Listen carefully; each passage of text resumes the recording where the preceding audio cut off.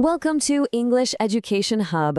दोस्तों, आज हम एक बहुत ही dramatic medieval poem The Lay of Aquitaine को समझने वाले हैं। इसे लिखा है मैरी डे फ्रांस ने, जो 12वीं सदी की एक बहुत ही इम्पोर्टेंट महिला लेखक थीं। उनकी कहानियां आप देखेंगे आज भी उतनी ही रेलेवेंट हैं। ये प्यार, मोरालिटी और इंसान की कमजोरियों के बारे में बहुत गहरी बातें करती हैं। तो सवाल ये है, एक राजा की फॉरबिडन लव यानी एक ऐसी मोहब्बत जो उसे नहीं करनी चाहिए थी, उसे एक उबलते हुए पानी की कब्र तक कैसे ले जाती है? चलिए इसी थ्रिलिंग सवाल का जवाब ढूंढते हैं और किंग एक्विटैन की कहानी को ब्रेक डाउन करते हैं। देखते हैं कि कैसे उसका पैशन उसे एक बहुत ही डार्क रास्ते पर ले जाता है। अच्छा, कहानी शुरू करने से पहले एक चीज समझ लेते हैं, ये ब्रिटन ले आखिर होता क्या है। देखिए, ये मिडिल एजेस में बहुत पॉपुलर थी। ये छोटी छोटी राइमिंग पोएम्स होती थी, मतलब तुकबंदी वाली कहानियाँ। इनमें आपको प्यार, बहादुरी और कभी कभी तो सुपर नेचुरल एलिमेंट्स भी मिलेंगे। असल में इन्हें इसलिए बनाया गया था ताकि पुरानी कहानियाँ भुला ना दी जाएं, और एक्विटॉन इसका एक परफेक्ट एग्जाम्पल है। ऑलराइट, तो अब कहानी में डाइव करते हैं। सबसे पहले बात करते हैं हमारे मेन कैरेक्टर की, किंग एक्विटैन। तो एक किंग एक्विटैन था कौन? देखिए, पोएम की शुरुआत में उसे एक बहुत ही रिस्पेक्टेड राजा बताया गया है। सब उसे प्यार करते हैं, उसकी इज्जत करते हैं, वो शिवालरी के कोड को भी मानता है। लेकिन उसकी एक बहुत बड़ी कमजोरी थी। उसे प्यार और प्लेजर की चीजें बहुत पसंद थी, इतना कि वो अपने राजा होने के फर्ज से ज्यादा इन चीजों को इंपॉर्टेंस देता था। और इसी वजह से उसने राजकाज का सारा काम अपने सबसे लॉयल सेनेशल, मतलब अपने चीफ एडमिनिस्ट्रेटर पर छोड़ रखा था।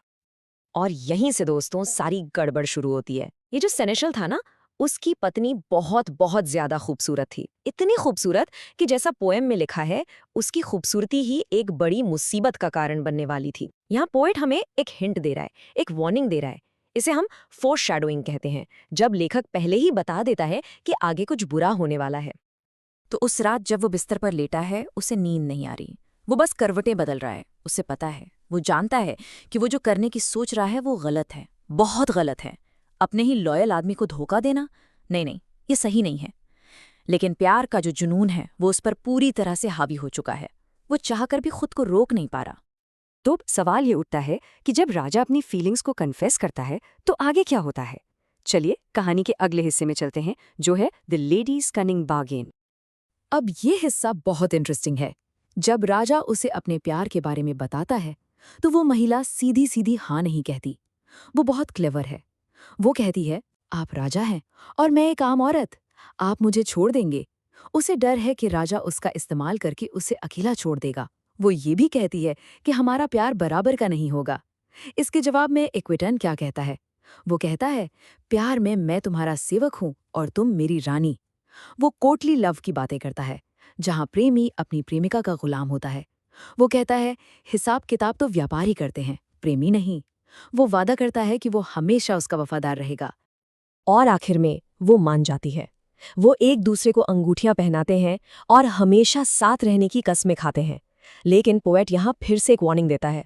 वो कहता है कि यही कस्में, यही वादे आगे चलकर उनकी मौत की वजह बनेंगे। देखिए कितनी आयरनी है इसमें।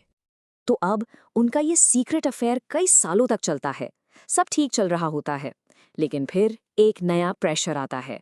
एक ऐसा प्रेशर जो इस फॉरबिडन लव को एक जानलेवा कंस्पिरेसी में बदल देगा।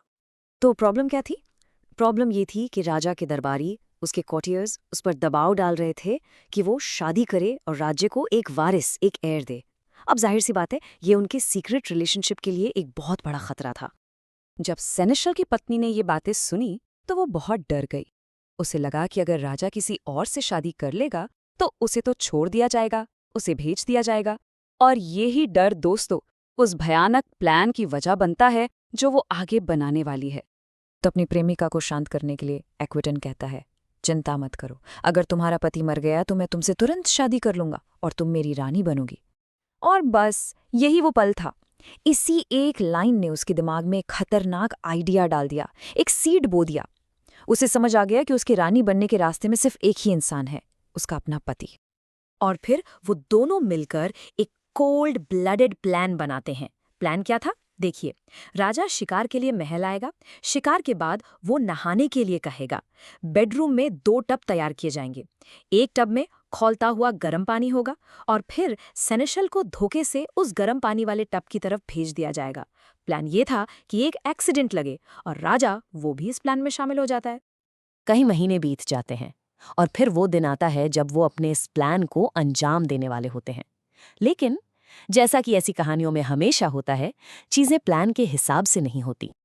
तो दोनों प्रेमी एक साथ है, जाल बिछा हुआ है और तभी सेनेशल अनएक्सपेक्टेडली वापस आ जाता है। उसे कुछ शक होता है, वो गुस्से में है और वो बेडरूम का दरवाजा तोड़कर अंदर घुस जाता है। और वो क्या देखता है? अपनी पत्नी को अपने राजा के साथ। अब सोचिए उस मोमेंट के बारे में। एक्विटैन पूरी तरह से पैनिक हो जाता है, नेकेड है और वो छिपने के लिए पास रखे एक टब में कूद जाता है। लेकिन आप देखिए, वो गलत टब चुन लेता है। वो उसी खौलते पानी के टब में कूद जाता है जो उसने सेनेशल के लिए तैयार करवाया था। उसकी आखिरी सांस एक चीख होती है और वो वहीं उबलकर मर जाता है। अब सेनेशल को 1 सेकंड में सब कुछ समझ आ जाता है। उसे पता चल जाता है कि ये उबलता हुआ पानी उसके लिए था। तो वो क्या करता है? एक भी हत्यारा जिंदा नहीं बचना चाहिए। वो अपनी पत्नी को पकड़ता है और उसे भी सिर के बल उसी गर्म पानी में फेंक देता है, उसके पाप का हिस्सा। और यहाँ कहानी अपने अंजाम तक पहुंचती है। लेकिन ये सिर्फ उनकी मौत पर खत्म नहीं होती। इसमें एक बहुत बड़ा मॉरल लेसन छिपा है। मरी डे फ्रांस हमें बताती हैं कि अक्सर ऐसा होता है कि जो लोग दूसरों के लिए बुराई का जाल बिछाते हैं, वो खुद ही उसमें फंस के मर जाते हैं। जो गड्ढा वो दूसरों के लिए खोदते हैं, उसी में गिर जाते हैं। इसी को हम पोएटिक जस्टिस कहते हैं। मतलब जैसा गुनाह वैसी सजा, एकदम फिटिंग एंड। तो ये थी द ले ऑफ एक्विटन की कहानी। हमारे साथ इस एक्सप्लेनर में जुड़ने के लिए आपका बहुत बहुत धन्यवाद। अगर आप इंग्लिश लिटरेचर को इसी तरह आसान भाषा में समझना चाहते हैं तो हमारे चैनल को सब्सक्राइब जरूर करें। Thank you.